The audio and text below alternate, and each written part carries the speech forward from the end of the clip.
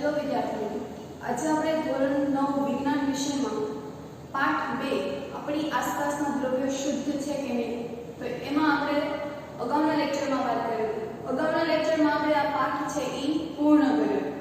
એમાં આપણે જોયું હતું કે આપણી આસપાસના દ્રવ્યો શુદ્ધ છે કે નહીં, ત્યારબાદ વૈજ્ઞાનિકોએ શુદ્ધતાની આધારે કેવી લાક્ષણિકતાઓ છે આપી. ત્યારબાદ આપણે જોયું હતું તો કે દ્રાવણ કોને કહેવાય, દ્રાવ્ય કોને કહેવાય, દ્રાવક કોને કહેવાય, સંતૃપ્ત દ્રાવણ છે કોને કહેવાય, અસંતૃપ્ત દ્રાવણ છે કોને કહેવાય.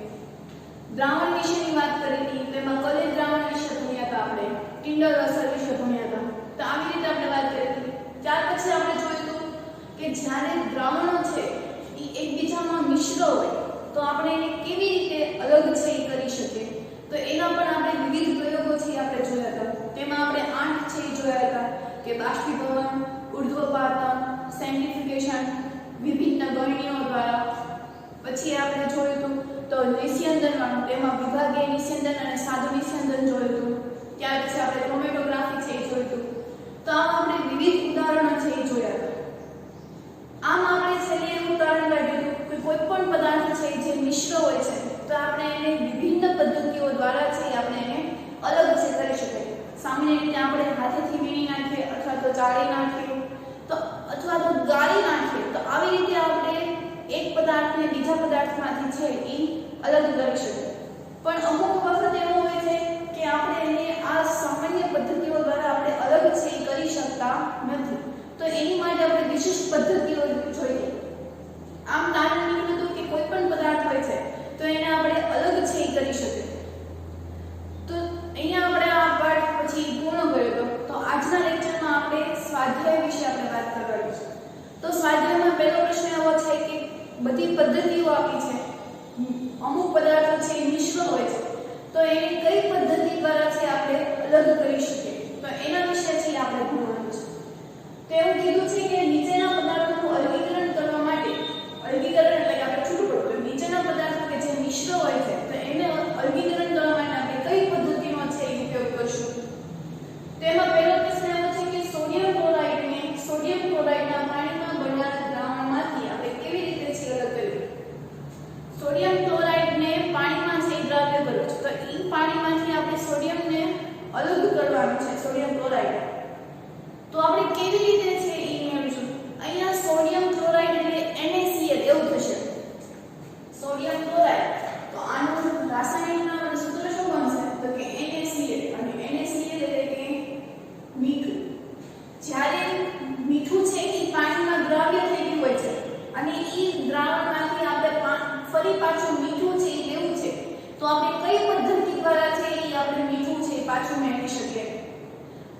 તો કે બાષ્પીભવન. બાષ્પીભવન એટલે શું થશે, આપણે જ્યારે દરિયામાંથી મીઠું મેળવે છે ત્યારે અગરિયો શું કરશે તો કે એ ખારા પાણીને અલગ અલગ ચોખ્ઠા પાડી નાખશે પહેલા તો, અને પછી એમાં પાણી છે એ ભરવા દેશે. જ્યારે ભરતી આવશે ત્યારે એ પાણી છે એ જે આપણે જે કર્યું હોય ખાડા જેવું તો એમાં પાણી છે એ ભરાઈ જશે અને એનું બાષ્પીભવન છે એ થશે. આપણને ખબર છે પેલા ચેપ્ટરમાં આપણે ભણી ગયા કે બાષ્પીભવન થવા માટે પવનનો વેગ જવાબદાર રહે છે, ત્યારબાદ સપાટીનું ક્ષેત્રફળ વધારે હોય છે, ત્યારબાદ ભેજનું પ્રમાણ ઓછું કે વધારે હોય તો એના ઉપર છે બાષ્પીભવન નિર્ભર કરતું હોય છે. તો આમ બાષ્પીભવનના આધારે શું કરશે તો કે એ મીઠું સૂર્યપ્રકાશ છે એ પોતાની ગરમી દ્વારા બરોબર આ પાણીનું શું કરી નાખશે તો કે શોષણ કરી નાખશે. જ્યારે મીઠું છે એ તળિયે તમને જોવા મળશે, એટલે કે જ્યારે અગરિયા ચોખ્ઠા પડેલા હોય છે એમાંથી પાણી છે એ ધીરે ધીરે બાષ્પીભવન થઈ જશે અને મીઠું છે એ તમને જમીન પર જ જોવા મળશે. તો આવી રીતે આપણે ઘરમાં પણ કરી શકીએ છીએ. જ્યારે મીઠાનું દ્રાવણવાળું પાણી છે એ આપણે ડીશમાં મૂકી દઈશું અને એને સૂર્યપ્રકાશમાં આપણે મૂકશું તો એ પાણીનું છે એ બાષ્પીભવન થઈ જશે અને મીઠું છે એ તમને ડીશમાં છે જોવા મળશે. એટલે કે જ્યારે સોડિયમ ક્લોરાઇડ મીઠું પાણીમાં દ્રાવ્ય હોય છે તેને કઈ પદ્ધતિ દ્વારા છે અલગ કરી શકાય તો કે બાષ્પીભવન. આમાં જવાબ શું આવશે બાષ્પીભવન, બરોબર. એના પછી આપણને આપ્યું છે કે એમોનિયમ ક્લોરાઇડને સોડિયમ ક્લોરાઇડ અને એમોનિયમ ક્લોરાઇડના મિશ્રણમાંથી કેવી રીતે છે એ આપણને એમોનિયમ ક્લોરાઇડ છે એ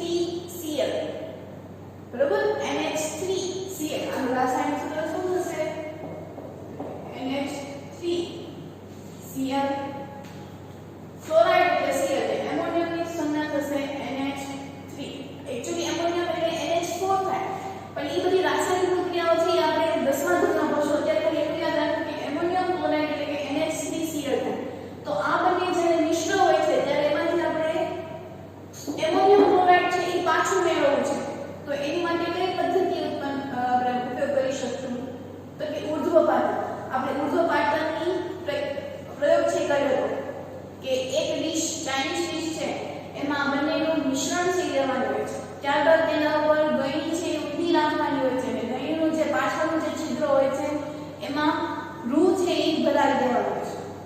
ત્યાર પછી આપણે આ જે મિશ્રણ છે એને આપણે નીચેથી બર્નર વડે ગરમીથી આપવાની છે. અને શું થશે તો કે એમાંથી જે એમોનિયમ હશે એનું બાષ્પ સ્વરૂપે ગરમીની આજુબાજુ છે એ ચોટી જશે. એટલે એમાંથી આપણને એમોનિયમ ઘન છે એ મળશે, એટલે કે ઘનીકૃત એમોનિયમ ક્લોરાઇડ આપણને મળશે. આપણે એની આખો પ્રયોગ છે એ ભણ્યો હતો, બરોબર. તો આપણે એમોનિયમ ક્લોરાઇડ છે એ કેના દ્વારા છે આપણે પાછું મળી શકે તો કે ઉર્ધ્વપાતન દ્વારા. ઉર્ધ્વપાતન એટલે આપણને ખબર છે કે ઘનમાંથી ડાયરેક્ટ શેમાં રૂપાંતર થઈ જાય તો કે વાયુમાં, એમાં પ્રવાહીમાં રૂપાંતર થાય ને આપણે આ બધું છે એ ચેપ્ટર નંબર 1 માં શીખી ગયા છે ઉર્ધ્વપાતન, બરોબર. તો ઉર્ધ્વપાતન એટલે શું થાય તો કે એમોનિયમ ક્લોરાઇડ અને સોડિયમ ક્લોરાઇડ એ બંને કેવા છે પહેલા ઘનમાં. જેવી આપણે ગરમી આપશું તો એમોનિયમ ક્લોરાઇડ શેમાં રૂપાંતર થઈ જશે વાયુમાં. એટલે આ છે એ કોના દ્વારા આપણને મળશે તો કે ઉર્ધ્વપાતન દ્વારા આપણને એમોનિયમ ક્લોરાઇડ છે એ પાછું મળશે. એના પછી એવું છે કે ધાતુના નાના કણો મોટર કારના એન્જિન ઓઇલમાંથી, ધાતુના જે નાના જે કણો છે ટુકડાઓ છે તો એને આપણે કઈ પદ્ધતિ દ્વારા છે આપણે એને અલગ છે એ કરશું તો એ આ જે ઓઇલ છે એમાં આપણે ધાતુના કણો છે એ મિક્સ થઈ ગયા છે. દાખલા તરીકે આપણી ભલે તેલ હોય એ તેલમાં આપણે ધાતુના કણો છે એ નાખી દીધા છે તો આપણે શું કરશું તો કે એ તેલને આપણે ગળણી દ્વારા ગાળી નાખશું. તો એમાં ગાળી નાખશું એટલે ગળણી તમને શું જોવા મળશે તો કે ધાતુના ટુકડાઓ. તો ધાતુના કણો મોટર કારના એન્જિન ઓઇલમાંથી આપણને કેવી રીતે છે પાછું મળશે તો કે ગાળણ પદ્ધતિ દ્વારા છે આપણને મળશે, બરોબર. એના પછી છે કે જુદા જુદા રંગીન કણોને ફૂલની પાંખડીઓના અર્કમાંથી છે. હવે આપણે ખબર છે આપણે ક્રોમેટોગ્રાફી વિશે આપણે સમજી ગયા છે. તો ક્રોમેટોગ્રાફી શું છે તો કે આપણે રંગ છે એ મેળવવા માટે જે કોઈ આપણે પદ્ધતિનો ઉપયોગ કરીએ છીએ એની પદ્ધતિને કહીશું ક્રોમેટોગ્રાફી. ગ્રીક નામના ક્રોમ એટલે રંગ એવો થાય છે, આપણે આના વિશે ભણી ગયા. તો ક્રોમેટોગ્રાફીનો ઉપયોગ શું થાય તો કે જુદા જુદા રંગોને મેળવવા માટે. હવે કોઈ પાંખડી છે, કોઈ ફૂલની પાંખડી છે, ઈ ફૂલમાંથી આપણે જુદા જુદા રંગો છે મેળવવા છે તો એ કોઈ પદ્ધતિ દ્વારા છે મેળવી શકાય તો કે ક્રોમેટોગ્રાફી દ્વારા. ક્રોમેટોગ્રાફી એક એવી પદ્ધતિ છે કે જેના આધારે આપણે જુદા જુદા રંગો છે ઈ પાછા મેળવી શકીએ છીએ. તો આમાં જવાબ શું આવશે ક્રોમેટોગ્રાફી.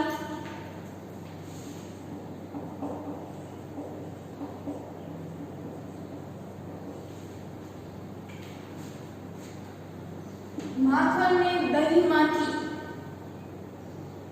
બરોબર. તો માખણ છે આપણે કેવી રીતે છે મેળવી શકીએ આપણે એવું શું કરીએ આપણે ઘરે માખણ છે આપણે કરતા હોય કેવી રીતે કરતા હોય કાં તો બલોણા દ્વારા કરતા હશું કાં તો આધુનિક સમયમાં ગ્રાઇન્ડર છે આવી ગયા છે. તો એમાં કરીએ શું આપણે તો કે જ્યારે આપણે માખણને વલોવીએ છીએ ત્યારે એટલી સ્પીડમાં વલોવીએ છીએ કે જેથી એના કણો છે જેની ઘનતા છે એ ઓછી છે એટલે કે એ ઉપરની સપાટી ઉપર તરશે અને જ્યારે ભારે કણો છે એ ક્યાં આવશે તો કે પાત્રના તળિયે. તો સેન્ટ્રીફ્યુગેશન પદ્ધતિમાં પણ આવી જ રીતે થાય છે. મેં તમને સમજાવ્યું કે સેન્ટ્રીફ્યુગેશન પદ્ધતિમાં શું થશે તો કે એ એવી પદ્ધતિ છે કે જેમાં દ્રાવણને જે ઉમેરવામાં આવે છે એ હલકા કણો છે એ આ મશીનના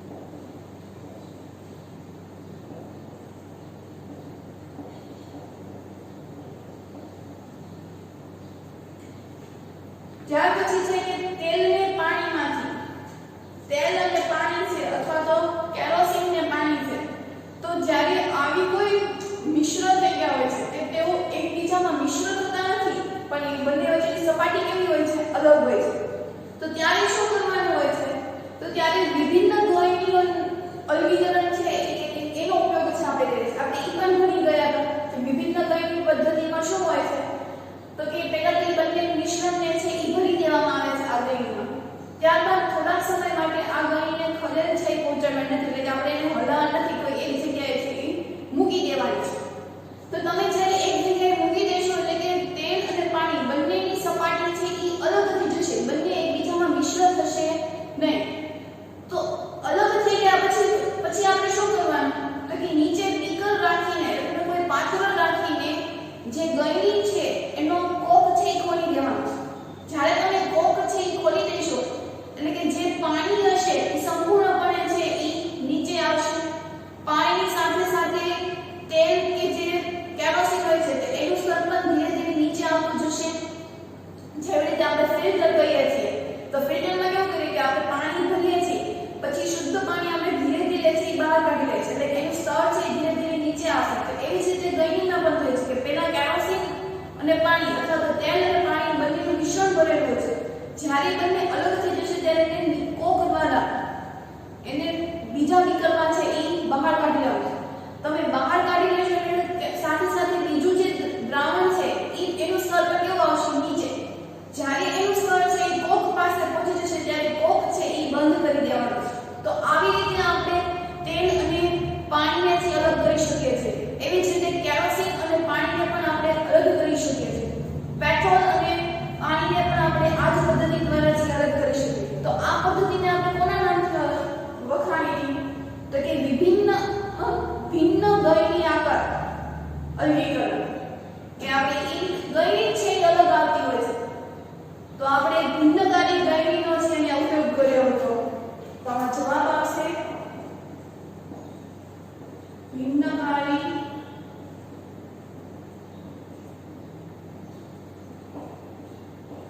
અલગીકરણ.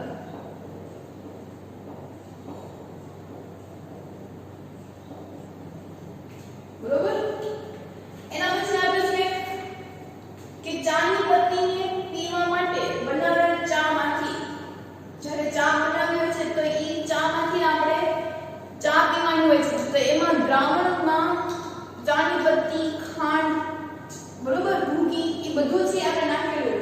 તો આપણે કઈ પદ્ધતિ દ્વારા આપણે એ બંનેને છે એ અલગ છે કરી શકીએ કે ચાની પત્તી અને ચા બંનેને છે અલગ કરી શકીએ છીએ. તો આપણે ઘરે ગળણીનો છે ઉપયોગ કરતા હોય છે. આ તો આપણે બોયઝ કે ગર્લ્સ બંને જોયું હોય છે કે ચાની પત્તી અને ચા જ્યારે એકબીજામાં મિશ્ર હોય છે ત્યારે એને ગળણી દ્વારા છે એ આપણે અલગ કરી શકીએ. તો એ ગળણી આપણે એનો આધાર છે લીધો તો ગાળણ ઉપરથી જ આવ્યું છે ગળણી, બરોબર. તો અહીંયા છે એનો કોનો ઉપયોગ થયો, આપણે શું કર્યું તો કે આપણે ચાની પત્તી અને ચાનું ગાળણ છે એ કર્યું છે. તો આમાં એ કોની પદ્ધતિ દ્વારા છે અલગીકરણ થયું, તો કે ગાળણ દ્વારા.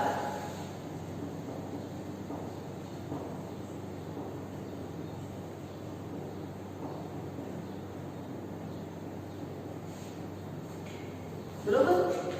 એના પછી છે તો કે રેતીમાંથી લોખંડની ટાંકણીઓને, જ્યારે રેતી અને ટાંકણી બંનેનું છે એ મિશ્ર થઈ ગયું હોય છે ત્યારબાદ તો આપણે આ જે મિશ્ર હોય છે તો એમાંથી આપણે લોખંડની જે ટાંકણીઓ છે એને પાછી કેવી રીતે છે મેળવવી જોઈએ. અહીંયા રેતી અને ખીલી એ બંને છે ભેગું હોય છે. આપણે એને વીણવા માટે એટલો બધો ટાઈમ આપણી પાસે નથી તો ઓછા સમયમાં આપણે ટાંકણીઓને છે એ કેવી રીતે આપણે અલગ કરી શકીએ. તો આપણે જાણીએ છીએ કે લોખંડ છે એ એકબીજા સાથે એટલે કે લોખંડની કોઈ બીજી ધાતુ સાથે એ આકર્ષણ છે એ ધરાવે છે, બરોબર. આપણે લોખંડનો છે એ ખૂબ જ ઉપયોગ કરતા હોય છે. તો લોખંડ અને ટાંકણી, તો એ લોખંડની ટાંકણી અને ચુંબક તો એ છે એકબીજા સાથે આકર્ષણ છે ધરાવશે. એટલે કે આ જો મિશ્રણ હોય છે રેતી અને ટાંકણી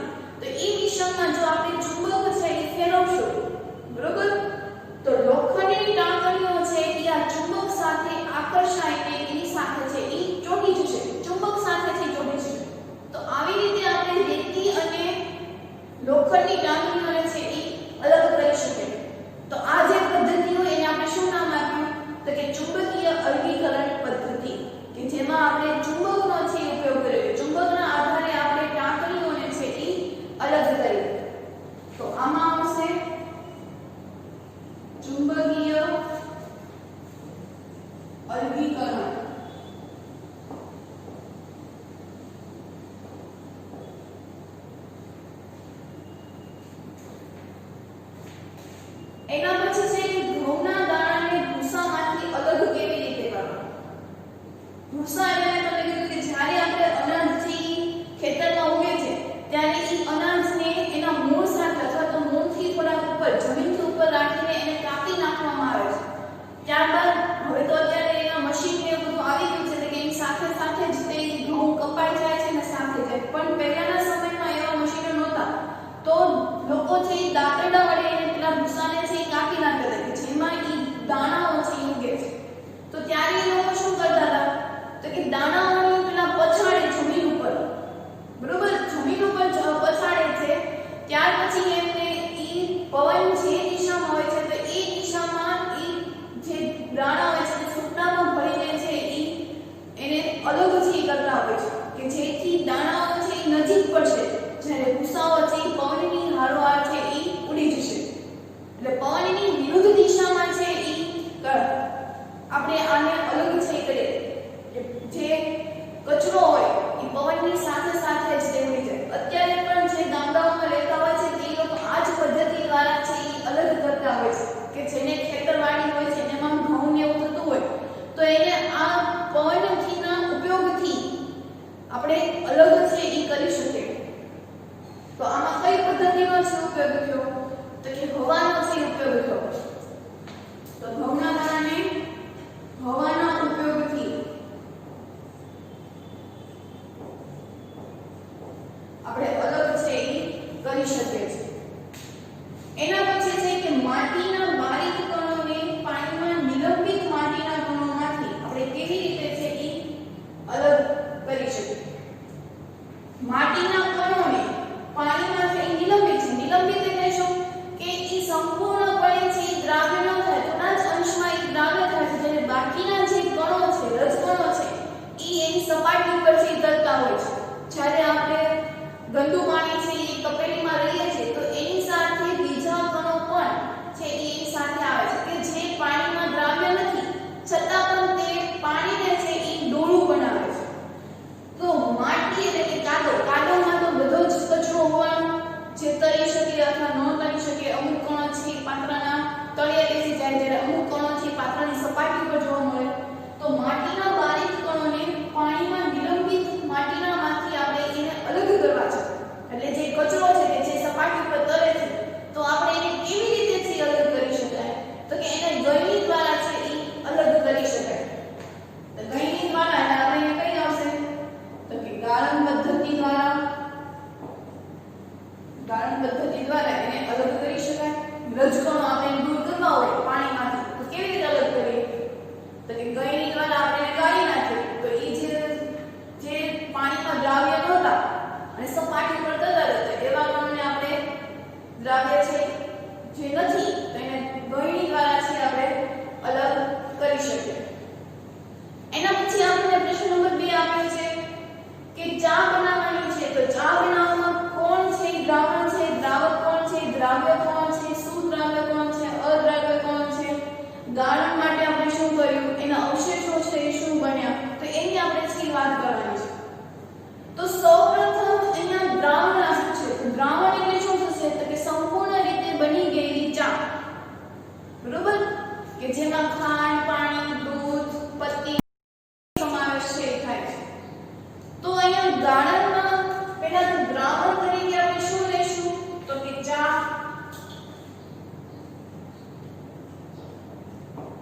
દ્રાવણ તરીકે શું બન્યું તો કે ચા.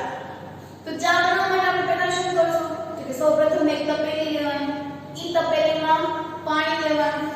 પાણી થી અહીંયા શું થયું તો કે દ્રાવક પાણીનો જથ્થો છે કેવો હોય વધારે તો અહીંયા પાણી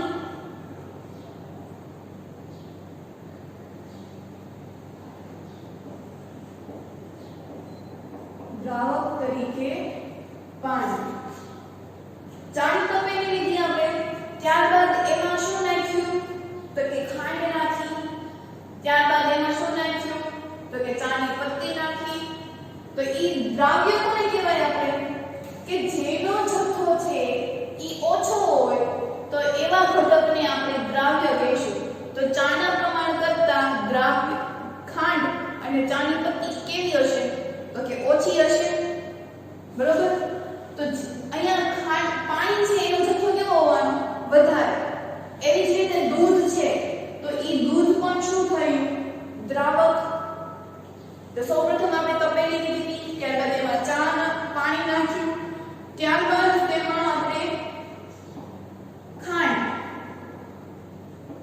ચાની પત્તી.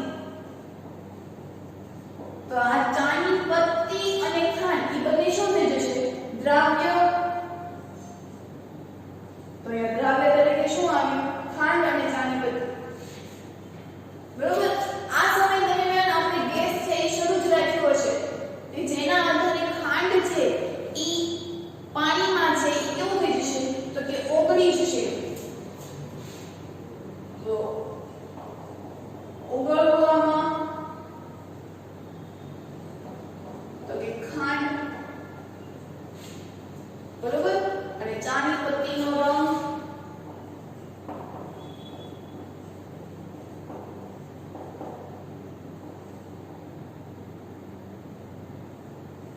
જે આપણને રંગ છે જોવા મળે છે ઈ પણ દ્રાવ્ય થયો જોઈએ તો જ તે આપણને ઈ ચા છે ઈ મળે. નકર તો આપણે દૂધ પીતા હોય એવું લાગે. તો ચાનો પણ એક રંગ હોય છે. તો અહીંયા આપણે દ્રાવણની વાત કરી, ત્યાર પછી દ્રાવકની વાત કરી, દ્રાવ્યની વાત કરી, પછી ઓગળવું. હવે ખાંડ છે ઈ ઓગળી ગઈ. ચાનો જે રંગ હતો ચાની પત્તીનો ઈ પણ ખાંડમાં છે ઈ ઓગળી ગઈ. તો સુદ્રાવ્ય કોણ હશે? સુદ્રાવ્ય એટલે કે સંપૂર્ણ રીતે જે ઓગળી જાય છે તે. તો ચાની પત્તી છે સંપૂર્ણ રીતે ઓગળી ગઈ છે કે ખાંડ છે સંપૂર્ણપણે ઓગળી ગઈ છે? તો આપણો બધાનો જવાબ રહેશે કે ખાંડ છે સંપૂર્ણપણે છે ઈ ઓગળી ગઈ હશે. તો અહીંયા સુદ્રાવ્ય તરીકે શું આવશે? ખાંડ. બરોબર. ત્યાર પછી અદ્રાવ્ય તરીકે તો શું છે ઈ દ્રાવ્ય ન થયું? તો કે ચાની પત્તી છે ઈ દ્રાવ્ય થયું નહીં એટલે એને શું કહેશું? અદ્રાવ્ય. ત્યાર પછી ચા છે એ ઉકળી ગઈ, એમાં આપણે દૂધ પણ નાખી દીધું, દ્રાવ્ય છે ઈ ખાંડ છે ઈ થઈ ગઈ એટલા માટે એને ખાંડને આપણે સુદ્રાવ્ય છે ઈ કહેશું. ત્યાર પછી ચાની પત્તી છે ઈ દ્રાવ્ય છે ઈ થતું નથી એટલે આપણે એને અદ્રાવ્ય છે ઈ કહેશું. આમ ચા છે ઈ બની ગઈ. ત્યાર પછીની પ્રોસેસ શું હશે? તો કે જ્યારે ચા બની જાય છે ત્યારે એને ગળણી દ્વારા છે એ અલગ છે એ કરવામાં આવે છે. તો આપણે શું કર્યું કહેવાય? તો કે ગાળણ.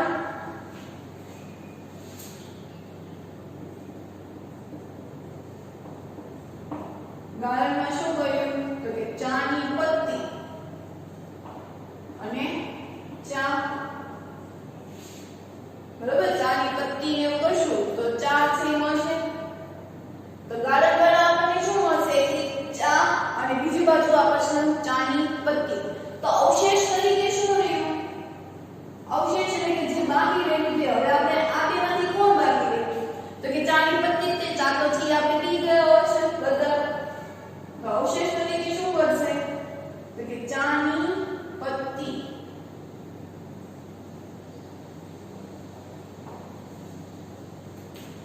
બરોબર. તો આવી રીતે આપણે આ બધાનો ઉપયોગ છે કરીએ. આપણને એમ થાય કે ચા બનાવવા માટે એમાં શું હોય તો થઈ જાય, પણ આ બધી પ્રોસેસ છે એ ચા બનાવવા માટે થાય છે કે એમાં પાણી જુએ, પછી દૂધ જુએ, આ બધી આપણને ખબર છે. પણ શું પ્રક્રિયા થાય છે એ આપણને ખબર નથી. દ્રાવક કોણ છે, દ્રાવ્ય કોણ છે, સુદ્રાવ્ય કોણ છે, અદ્રાવ્ય છે કોણ છે, તો એ કયા સંબંધથી જોડાયેલા હોય છે, એનું શું કામ આપણને છેલ્લે છે એ ચા વધે છે. તો આની માટે આખી પ્રોસેસ છે કે દ્રાવક તરીકે એટલે કે આખું જે બનશે એ ચા હશે. ત્યાર પછી દ્રાવ્ય છે કોણ કોણ હશે? તો કે જે ઓગળી જાય એ. તો શરૂઆતમાં તો પહેલા ખાંડી ઓગળી જશે અને ચાની પત્તીનો જે રંગ હશે એ પણ ઓગળી જશે. ત્યાર પછી એના દ્રાવક તરીકે કોણ છે? તો કે પાણી અને દૂધ. આ બંનેનું પ્રમાણ છે કેવું હોય છે? તો કે વધારે હોય છે. દ્રાવક એટલે શું? તો કે જેની માત્રા છે, જેનો જથ્થો છે એ વધારે હોય છે, તો એવા ઘટકને આપણે કહીશું દ્રાવક. તો અહીંયા પાણી અને દૂધ બંને કેવા થયા? દ્રાવક. જ્યારે ખાંડ અને ચાની પત્તી છે એ શું થયું? તો કે દ્રાવ્ય. તો હવે ઓગળે છે શું દ્રાવણમાં? તો ખાંડ અને ચાની પત્તીનો રંગ. સુદ્રાવ્ય સંપૂર્ણપણે છે એ ઓગળી જાય છે. તો શું ઓગળી જાય છે? તો કે ખાંડ. ચાની પત્તીનો ખાલી રંગ ઓગળે છે, ચાની પત્તી છે એ ઓગળતા નથી.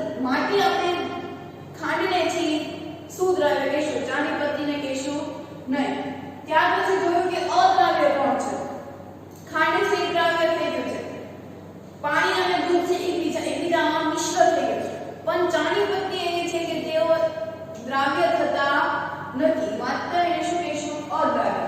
ગાળા દ્વારા આપણે તેને અલગ કરશું અને છેલ્લે શું બચશે અવશેષ તરીકે? તો કે ચાની પત્તી. બરોબર. ત્યાર પછી આપણે પ્રશ્નો જોઈએ કે ઉદાહરણ આપીને સમજાવવાનું છે કે સંતૃપ્ત દ્રાવણ છે એ કોને કહેવાય? સંતૃપ્ત દ્રાવણ વિશે આપણે વાત કરી હતી, એનું ઉદાહરણ આપણે સમજ્યા કે જ્યારે આપણે ભરપૂર આપણને ભૂખ જ ન હોય, ભરપેટે આપણે જમ્યું હોય છે, આપણને ભાવતી ડીશ હોય છે ને આપણે ખૂબ જ છે એ ખાતા હોઈએ છીએ, તો ત્યારે શું કરવાનું? તો કે ત્યારે કોઈ સામેથી કોઈ ડીશ છે, આપણને ભાવતી ડીશ છે એ આપે છે, છતાં પણ આપણે એમ કહીએ છીએ કે મને અત્યારે ખાવું નથી, હું થોડીક વાર લઈને ખાઈશ. તો એવો આન્સર આપણે ક્યારે આપે છે કે જ્યારે આપણા પેટમાં ઈ ખાવાની પણ એની તાકાત છે એ નહીં, તો ત્યારે આપણે એવું કહી શકીએ કે આપણે સંતૃપ્ત છે એ થઈ ગયા, કે હવે મને હું એ ડીશને ખાઈ શકીશ નહીં. તો એવી જ રીતે કે જ્યારે કોઈ ચોક્કસ તાપમાને દ્રાવણમાં વધુ માત્રામાં વધુ દ્રાવ્ય છે એ ઓગળી ન શકે, તો એ દ્રાવણ ત્યારે આપણે એને કહીશું કે સંતૃપ્ત દ્રાવણ છે એ થઈ ગયું છે. જ્યારે આપણે કોઈ શરબત છે એ બનાવતા હોય ત્યારે આપણે ખાંડ નાખીએ છીએ, ત્યારે એના અવશેષો છે એ વધતા નથી, મતલબ કે એ ખાંડ છે એ પાણીમાં શું થઈ ગયા? દ્રાવ્ય. પણ એક સમય એવો આવશે કે આપણે એક ગ્લાસ પાણીમાં આપણે 500 ગ્રામ જો ખાંડ નાખશું, તો એ 500 ગ્રામ ખાંડમાંથી થોડાક જ ગ્રામ છે એ ખાંડ પાણીમાંથી દ્રાવ્ય થશે, જ્યારે અમુક જે ખાંડ છે એ દ્રાવ્ય થશે નહીં, કારણ કે પાણીના કણોની વચ્ચેની જે જગ્યાઓ હતી એમાં ખાંડના કણો છે એ સમાવેશ કરે, પણ એ બધા જ ખાંડાઓ છે એ સમાવેશ થઈ જાય પછી એને બીજા કણોને સમાવેશ કરવાની શક્યતા રહેતી નથી, બીજી કોઈ જગ્યા રહેતી નથી. આપણે પહેલા ચેપ્ટરમાં એવું ભણ્યું હતું કે એક કણો છે એ બીજા કણોમાં એની જે જગ્યા ખાલી છે તો એમાં એ સમાવેશ થઈ જાય, એટલે એ છે એ દ્રાવ્ય થયું એવું કહેવાય. દ્રાવ્ય એટલે એક્ચ્યુઅલી હોય શું? તો કે પાણીના જે પ્રવાહીના કણો હોય છે એમાં એના કણો વચ્ચે થોડીક જગ્યાઓ હોય છે, તો આ જગ્યાઓમાં આપણે જે ખાંડ કે મીઠું છે એ નાખીએ છીએ તો એના કણો છે આ ખાલી જગ્યામાં પોતાનું સ્થાન છે એ મેળવી લે છે. તો જ્યારે આપણે એક ગ્લાસ પાણી લઈએ છીએ અને એમાં 500 ગ્રામ ખાંડ નાખીએ છીએ તો અમુક જ કણો છે આ ખાલી જગ્યામાં સમાવેશ કરશે, અમુક કણો છે હવે સમાવેશ કરી દીધો એટલે હવે કોઈ જગ્યા છે એ રહી નથી, તો કોઈ જગ્યા રહેતી નથી અને ખાંડ છે એ વધી, તો જે ખાંડ વધી છે તો આપણે એને શું કહીશું? તો કે એ સંતૃપ્ત દ્રાવણ છે હવે એ થઈ ગયું, હવે એ ખાંડને છે એ વધારાને ઓગાળી શકશે નહીં. એટલા માટે કીધું કે જ્યારે કોઈ ચોક્કસ તાપમાને દ્રાવણમાં વધુ માત્રામાં દ્રાવ્ય છે એ ઓગાળી ન શકે તો એને આપણે કહીશું સંતૃપ્ત દ્રાવણ. ત્યાર પછી જોવાનું છે કે શુદ્ધ પદાર્થ. આપણી માટે શુદ્ધ પદાર્થ એટલે શું હશે? તો કે ભેળસેળ વિના. આપણી માટે શુદ્ધ એટલે શું? તો કે ભેળસેળ વિના. દૂધ તો એ શુદ્ધ છે, આપણે એવું માની લીધું કારણ કે સફેદ રંગનું છે. ત્યાર પછી આપણે જોઈએ તો કે મીઠું, તો મીઠું છે એ શુદ્ધ છે આપણા મતે, બરોબર. માણસ એવું વિચારે કે શુદ્ધ એટલે શું? તો કે ભેળસેળ વિના, પણ વૈજ્ઞાનિકો એવું કીધું કે શુદ્ધ પદાર્થ એવાને જ કહેવાય કે એના બધા જ કણો છે એ એક જ લાક્ષણિકતા છે, એક જ ગુણધર્મો છે એ ધરાવતા હોવા જોઈએ, તો આપણે એને શુદ્ધ છે એ કહેવાય. તો આપણા રોજિંદા જીવનમાં એવો એક પણ પદાર્થ નથી કે જે શુદ્ધ પદાર્થથી બનેલું હોય, કોઈ ને કોઈ મિશ્રણથી છે બનેલું હોય છે, પણ એક એવી ધાતુઓ છે કે જે શુદ્ધ હોય છે, પણ ધાતુમાંથી બનાવેલી કોઈ વસ્તુ હોય તો ત્યારે એ અશુદ્ધ બને છે. દાખલા તરીકે સોનું, તો સોનું હોય છે એ શુદ્ધ હોય છે, પણ સોનામાંથી બનાવેલા ઘરેણા એ અશુદ્ધ હોય છે, અને અશુદ્ધિઓ છે શું કામ નાખવી પડે છે? તો કે એ જે ઘરેણા હોય છે એને લાંબા સમય સુધી ટકાવી રાખવા માટે એમાં અશુદ્ધિઓ છે ઉમેરવી પડે છે. જો એમાં અશુદ્ધિ ન નાખે તો એને આપણે વાળી દેવા તો એ છે બળકી જાય છે. માટે આપણે સોનું, ચાંદી કે એ બધા છે શુદ્ધ કહેવાય, પણ એમાંથી બનાવેલા જે ઘરેણાઓ છે એ આપણે કહીશું અશુદ્ધ. તો શુદ્ધ પદાર્થ કોને કહેવાય? તો કે એક જ પ્રકારના કણોના બનેલા પદાર્થને શુદ્ધ પદાર્થ કહેવાય, કે એનું જે પદાર્થ છે એ એક જ બધા જ કણો છે એક જ લાક્ષણિકતા ધરાવતા હોય તો એવાને આપણે કહીશું શુદ્ધ પદાર્થ. દાખલા તરીકે સોનું અને ચાંદી, તો આ સોનું અને ચાંદી એ બે ધાતુ છે, તો આ ધાતુમાંથી બનાવેલા ઘરેણા છે અશુદ્ધ છે, પણ જે સોનું હોય છે, જે સોનાનો જે જથ્થો હોય છે એ કેવો હશે? તો કે શુદ્ધ હશે. ચાંદી તો કે એ શુદ્ધ હશે. ત્યાર પછી આપણે જોવાનું છે કલીલ. તો આપણે કલીલ વિશેની પણ માહિતી મેળવી હતી.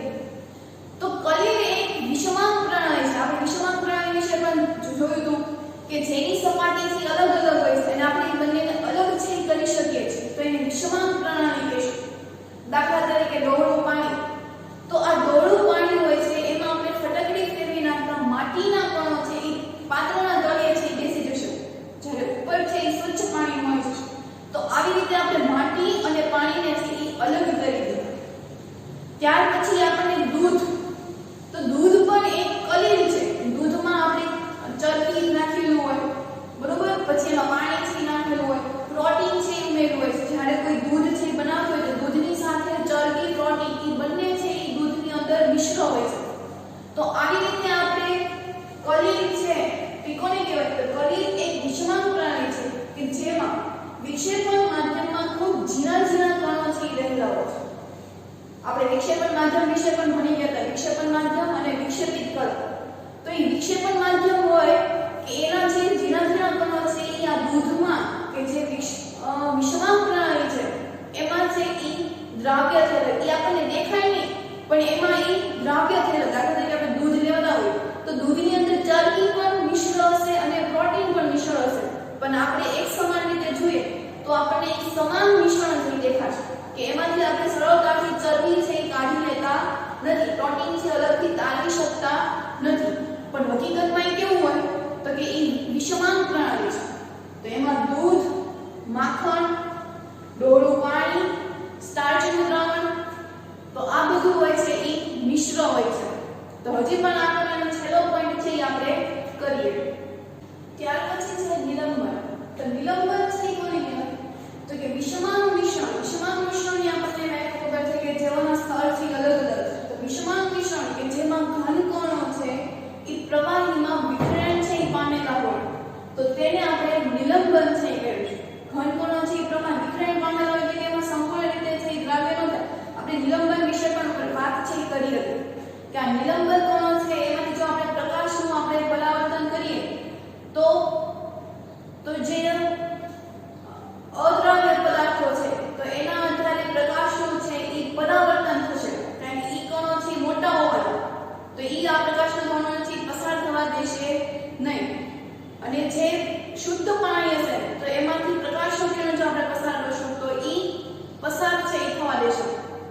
તો આપણે વિષમાંક મિશ્રણ કે જેમાં ઘન કણો છે એ પ્રવાહીમાં વિખેરણ પામેલા હોય, સંપૂર્ણ રીતે એમાં દ્રાવ્ય થયેલા હોય નહીં, છૂટાછવાયેલા છે હોય છે, તો એને આપણે નિલંબન છે એ કહેશું.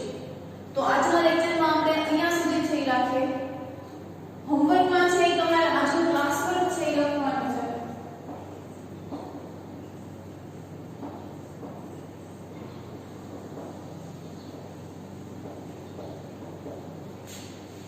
બરોબર?